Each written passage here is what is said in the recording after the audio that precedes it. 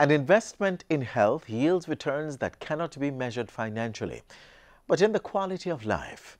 And you know the best thing? Investing in the well-being of the mind and body does not have to cost money. It can be as simple as watching educational and informative programs like Jamaica Magazine. Today's show is all about protecting your well-being. I'm Adrian Atkinson. Stay tuned. So here are the facts. 7 out of 10 Jamaicans die from a non-communicable disease. Because we love our people and we want them to live better quality lives, we, the Ministry of Health and our partners, are launching Jamaica Moves. Jamaica Moves is a call to action to prevent non-communicable diseases. By educating and encouraging Jamaicans to be active. Eat healthy. and start living 30 minutes at a time. Because 30 minutes of physical activity each day, along with proper nutrition, can go a long way.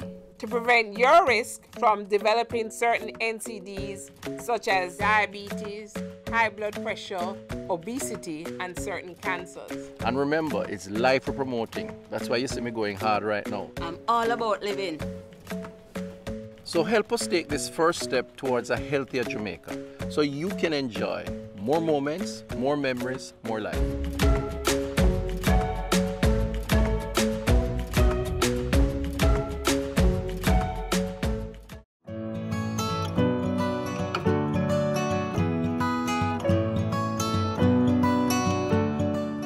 For many of us, it's just the chart that I read to test my eyes. I bet you never knew that it had an actual name. It's in fact called a Snellen chart. As you may already know, this chart, the Snellen chart, is designed for testing visual acuity, usually consisting of letters, numbers, or pictures printed in lines of decreasing size that a patient identifies from a fixed distance. So, it's Snellen chart, not the chart I read to test my eyes.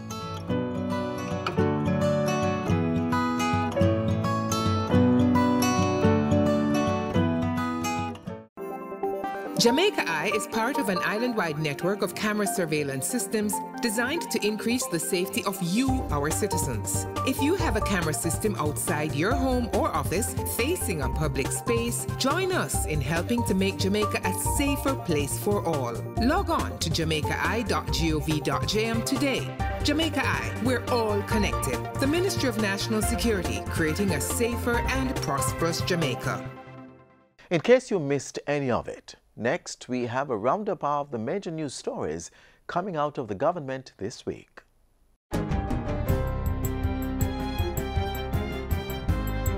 Hi there, I'm Andre Palmer with your JIS News of the Week. Prime Minister Andrew Holness announced this week that another zone of special operation, ZOSO, is likely to be named before the end of March.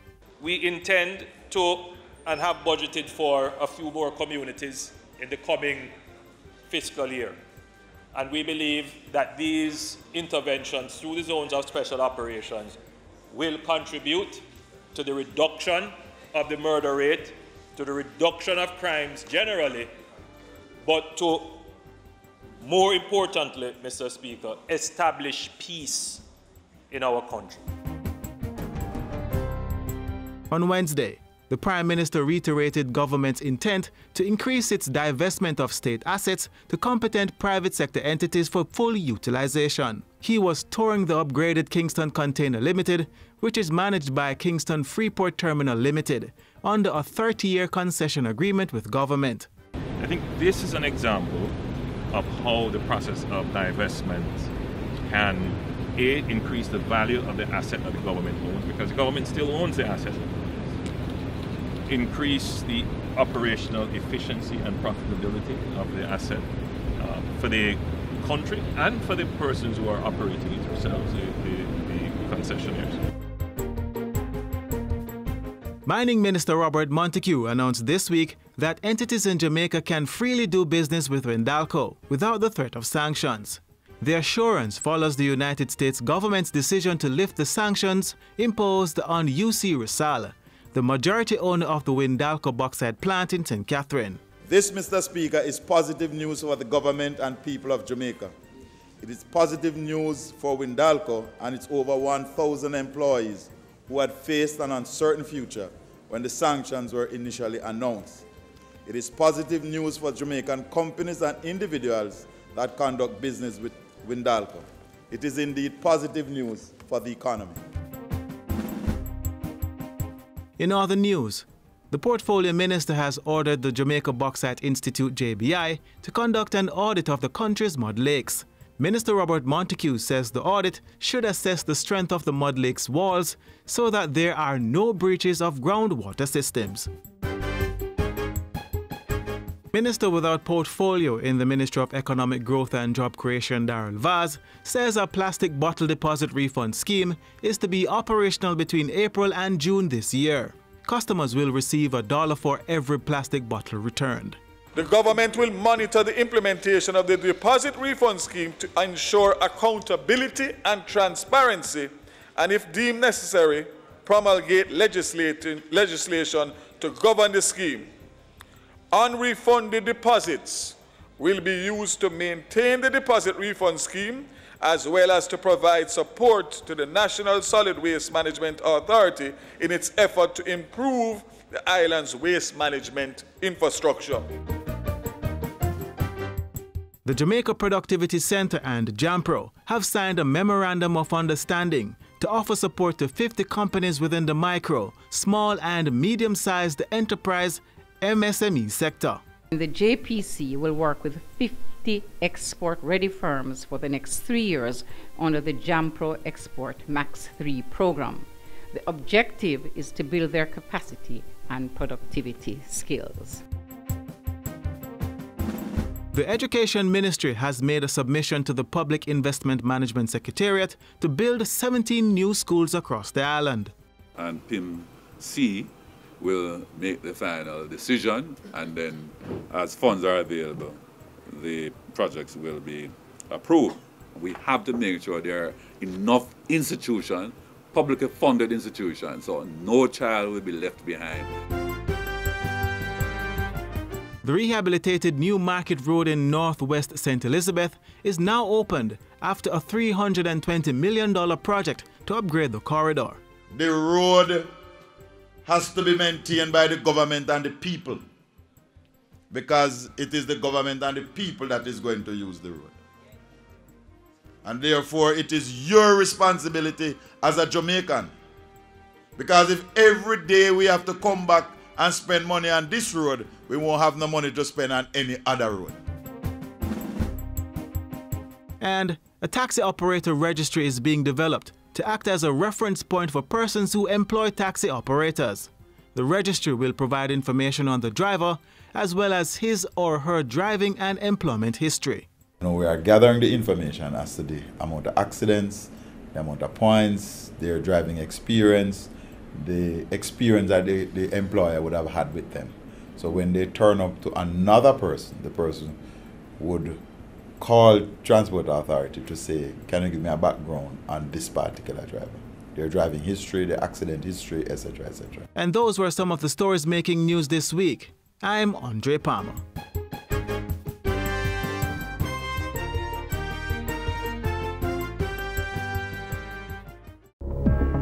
Mosquitoes can spread diseases such as dengue fever.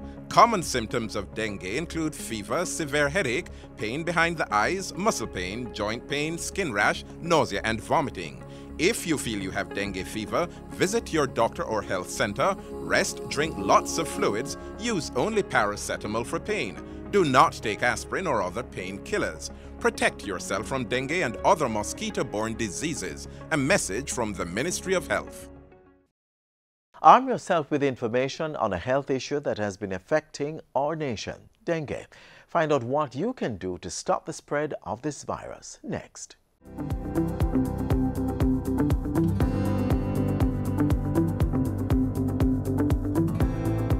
Welcome to Get the Facts. I'm Enthros Campbell. Today we're discussing dengue fever.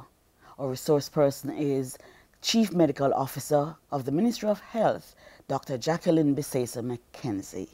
Stay with us and get the facts. Welcome to the program, Dr. Bisesa McKenzie. Thank you. Right, so the government has confirmed a dengue outbreak. What does that mean?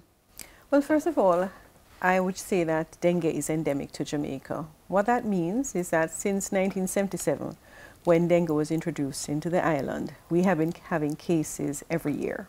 So we have cases every year and throughout the year. However, for the year, there are times at which there are more dengue cases because there are times that the dengue virus, which is carried by the Aedes aegypti mosquito, the Aedes aegypti breeds and become more frequent, more in number at certain times of the year. And so therefore from August to December each year we have more cases of dengue in keeping with more mosquito being around.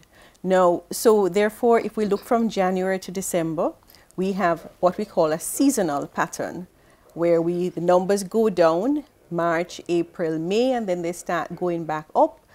August to November, we peak about November, and then we come back down.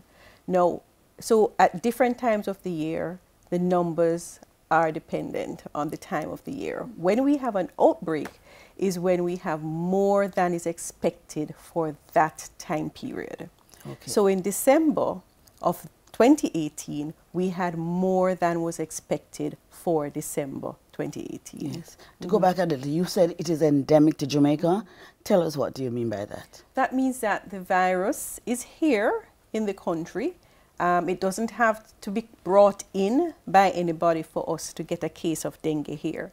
And it is endemic here. It is here because the mosquito that the virus lives in, multiplies in, is here in the country, which is the Aedes aegypti mosquito. Right. So some months we have more cases than others.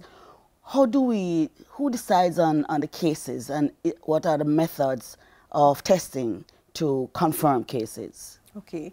Well, because we have the cases right throughout the year, we have what we call a surveillance system in the country where we depend on clinicians in the field all across the island to report in whenever they have certain illnesses. So certain illnesses are what we call reportable illnesses. They are illnesses that we have a concern about to know when the cases are rising. Dengue is one of those. So the physicians, they make a notification to the Ministry of Health so we can track how much is happening throughout the year. When we see those numbers going up, then we are looking to see, is it above what is expected for that time of the year? Yes. Now, so that is how we get a notification that I, as a clinician out there, I see a case, it's fever, joint pain, and I think this is dengue. I make a notification to the ministry. Now, when the ministry gets that notification, it looks at the case and it says, does what the doctor described meet what we call dengue? Does it meet the definition? If it does, then it is a suspected case of dengue. Now, our numbers in terms of what we consider to be an outbreak is dependent on the suspected cases. It is not dependent on confirmation. Confirmation let us be sure that this is in fact dengue, because a lot of viral illnesses look alike. And so you have Zika, you have chikungunya, you have influenza. Different viruses look the same. And so therefore the confirmation is really about making sure. But the actual, to say that we have dengue, we base that on the clinical findings, what is reported, and what is called a suspected case. Okay, because there is this quick test that some doctors do. Is that accepted as confirming a case? We have different tests for dengue that we use to say if it is dengue or not. Now, when a patient develops dengue, there are different phases of the illness. And the test that is done is dependent on the phase of the illness. And that is why we cannot depend on the confirmation. Because in the first 5 days of the fever, so we call day 1 when the person develops a fever. The fever usually lasts about 5 to 7 days. During that period, that first period of the illness, you can pick up the virus in the blood. And so you can test for the virus. Now, of course, if the patient presents to the doctor, after the fever has gone, then there's a likelihood that the virus will not be picked up. And you test for what we call an antibody, which is the body's reaction to the virus. So dependent on when the test is done, you can say if dengue is there or if it is suspected. Now, the tests that the doctors have, those tests in the panel that they have tests for 3 different things. It tests for the antibodies, 2 different types of antibodies, and it tests for the virus as well. Now, the 2 different types of antibodies, one of them called IgG, is there once you have had dengue. If you had it when you were a child and you are 25 now, if you test it, it's going to be IgG positive. It does not mean you're having dengue now, okay? So it depends, using that test, the doctor has to be very careful to look how many of the 3 things that they test for are positive. Because if it's only 1, we cannot rely on that. But if 2 or more is positive, then it is a better test to say that, yes, this could be dengue. So once I have dengue, that's it, I won't ever have it, or that strain. There are 4 types of dengue. Yes. And once you get one type, as far as we know now, you will not get that one type again. But you can get the other types. And what is important to note is that after getting dengue the first time, the repeated infections tend to be more severe. Okay, we take a break now. When we come back, we look at the illness and what government is doing to counter this problem.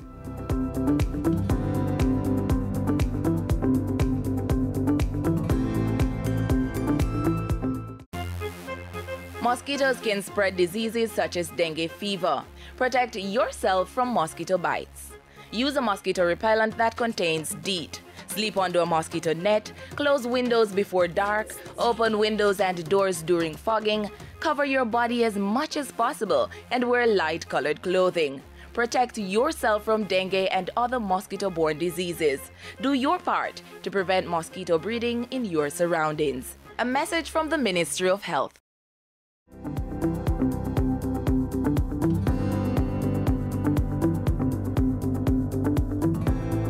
Welcome back. We're talking dengue today, and our resource person is Chief Medical Officer, Ministry of Health, Dr. Jacqueline Bisesa McKenzie. Doc, let us start now with the disease itself. We know it is transmitted by the Aedes aegypti mosquito. Tell us about the transmission. Okay. So the Aedes aegypti mosquito, first of all, they live for about a month, okay? During that time, the female mosquito will lay eggs about 5 to 6 times. And each time it lays about 300 eggs. Now, the female mosquito will bite persons in order to get blood in order to have her eggs. Now, when the mosquito bites you, then if the mosquito is infected with the dengue virus, then it takes you about 5 to 7 days for you to develop this illness. And the illness is usually a mild illness. For about more than 70% of patients, it's a mild illness that will present with fever, joint pains, headaches, pain behind the eye, nausea, vomiting, and most of it will resolve within 5 to 7 days. However, there are some cases that will move into a more severe phase, which is called severe dengue. Now, there are warning signs that persons who have dengue can look out for to see, am I developing severe dengue, or is there a possibility? And those symptoms include if you have persistent vomiting, meaning that you have about 3 to 4 episodes of vomiting in the hour, that's persistent vomiting. If you have belly pain, if you have any signs such as persistent restlessness, listlessness, tiredness, and you're not feeling better. After about 5 days, the fever is settling down, but instead of you're getting better, you're getting worse. These are all warning signs. Of the severe case. Of a severe dengue. Of severe dengue. Yes. And also, importantly, we also look out for a rash. Some persons will have a rash, and that rash may actually be tiny little bleeding spots under the skin. Okay, so if we have any of those, then we should seek medical attention, because at that point you need to be monitored. You need to be monitored closely to make sure that you're well hydrated, Yes. and you also be monitored to make sure that there are no signs of any bleeding. So who's most at risk for the severe case of dengue? Well, if any person. The presentation of dengue can be quite variable. Of course, the very young, the very old, persons who have a decrease in their immunity, persons who are sick with chronic illnesses are more likely to develop severe cases of dengue and of any illness, because your body has less ability to respond. Okay? We have illnesses also that compromise your ability to clot. Okay? So if you have any of those illnesses, if you have like blood diseases or diseases that you are on medication to prevent clotting, then of course it will make you more likely to bleed, and so therefore you will tend to get a more severe cases. Or sicklers also tend to be at risk. So we have the very young, or sicklers in particular. Those are the cases that we have to look out for. Right. So tell us what we should do when we see these signs, when we notice these signs. When we see, first of all, if we suspect that we have dengue, most cases you can manage at home. If it's just fever and headache, most people will take Panadol, paracetamol or cetamol, and they will feel much better. If you are not getting better, then you should see your physician. And this does not mean necessarily at the hospital. You can go to your health center, or you can see your general practitioner. Now, your general practitioner or the person in your health center will tell you what are the signs to look out for. If you have any of those warning signs that we mentioned, then you should be in a facility that you can be monitored. Yes. Now, we can monitor some patients in the health centers, but most of the cases that we would need to monitor would need to be in the hospitals. Right. Okay? Are we seeing an increase in the cases of dengue or severe dengue at this point? Well, we are seeing an increase in the number of cases, and that is why we are persistent in our messaging. And we are persistent in trying to get rid of the breeding sites for the mosquito. We have seen an increase in the number of severe cases of dengue for this outbreak. And of course, the warning signs in particular that we want persons to look out for to ensure that they reach the hospital early.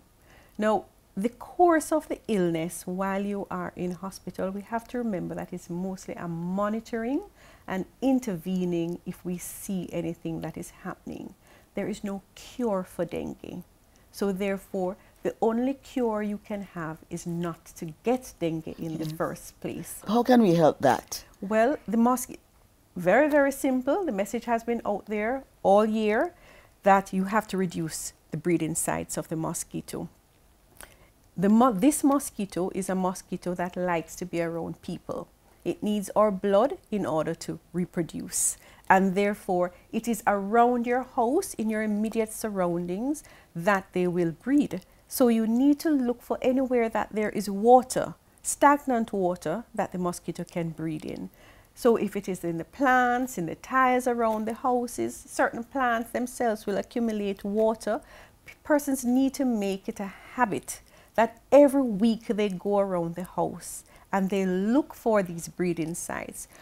Shrubs, when the grass is growing up, the moisture accumulates there and the mosquito will breed. Garbage, it is very important to remove all the garbage from around the house because the mosquitoes will breed in the containers that are there. So it's very, very important for the individual, the household member, to take an active part because, as I said, once you get dengue, the severity of the illness we cannot predict. The course of the illness we cannot stop. We can only monitor and treat what we see happening. We have to wait out the course of the illness. Prevent it, you must prevent yourself from getting bitten. Right, and it is a fact that the severe case of dengue can lead to death. Severe case of dengue can lead to a decrease in the blood supply to vital organs in the body that can cause failure of those organs, the kidneys. It can cause problems with the heart, with the brain, with the liver, and it can cause severe bleeding that can lead to death. Yes. So tell us about the government initiatives to combat the cases as much as So the ministry has been working. We have been very, very active since the beginning of last year in terms of the public education program. The main thrust is towards preventing the breeding of the mosquito. Yes. And so therefore we have to make sure that the public is aware. Our main campaign has been to get into the households, in the premises, into the communities. We have been engaging what we call vector control workers since July last year. And this was not just last year, because previously this was really as a intervention for Zika. We never stopped after Zika. The ministry has its regular routine program that goes from month to month. But at the start of the rainy season, we have an enhanced program that we bring in more people to be out there. And they go into the communities, they search for the breeding sites, they destroy the breeding sites by putting pellets in the water to destroy the larvae. And of course, we do the fogging to destroy the adult mosquitoes.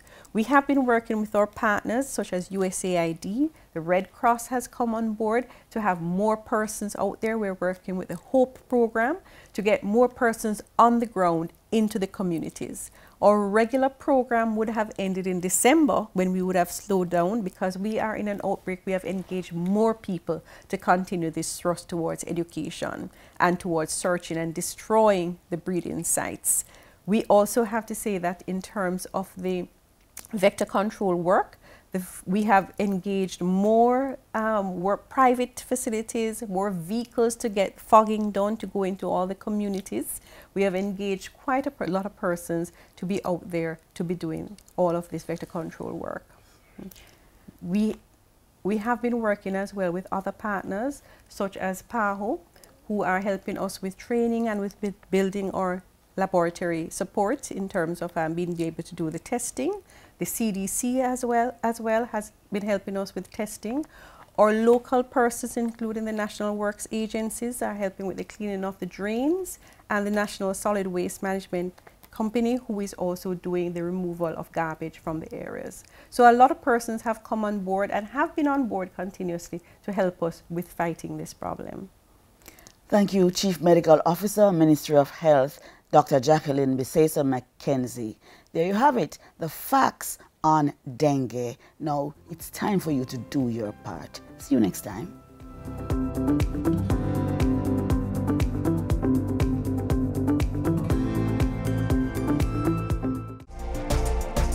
Cancer, stress, high blood pressure. Guard yourself against these potentially deadly conditions by eating healthy. Give your body long life with foods such as low-fat milk, dried and fresh peas and beans, unsalted nuts and seeds, fresh vegetables, fruits and coconut water, and eliminate processed seasonings such as seasoning salt, soy sauces and ketchup. When it comes to meats, remember to remove the skin to reduce the intake of fats and oils. Meats should also be baked, steamed, grilled or roasted. Fish is also a preferred protein option. To eat healthy, fill your body with a variety of foods from all the food groups. And remember, eat at a slow pace and in small bites to help aid digestion. This helps to maintain a healthy, balanced and nutritious diet, strengthening your body to ward off illness and prolong life.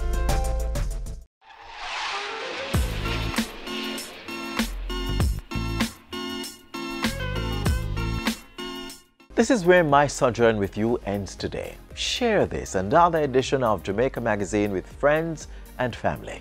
Just visit our YouTube page and send a link. Also, we love to see those likes. So stop by our social media pages and give us a thumbs up. I'm Adrian Atkinson. Thanks for watching.